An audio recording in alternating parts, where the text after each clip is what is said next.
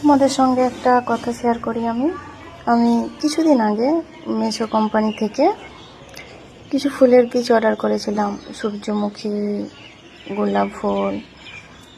তো সূর্যমুখীটা ঠিকঠাকই দিয়েছে, বাট গোলাপের বীজগুলো আমি যখন লাগাই তো গোলাপের গাছের বদলে কী গাছ বেরিয়েছে দেখো, মূলর গাছ।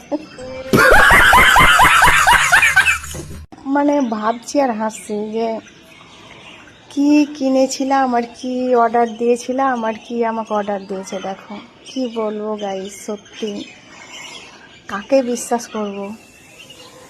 একটা বীজ গাছে অর্ডার করলাম, গোলাপ ফুলের বীজ, সেখানে আমাকে দিছে মূলর গাছ, মূলর বীজ। ফার্স্ট টাইম গাছগুলো বড় হচ্ছিল, তো আমি ভাবছিলাম হয়তো গাছের শিকড় হবে বা কিছু হবে। আস্তে আস্তে বড় হতেই থাকলো, তখন দেখলাম যে না, এগুলো তো রোজ ট্রি না, এগুলো হলো মূলর গাছ। দেখো এটা দিয়েছে ঠিকঠাক, এটা রজনীগন্ধা ফুলের গাছ, এটা ঠিকঠাক দিয়েছে, এটাও ঠিকঠাক দিয়েছে।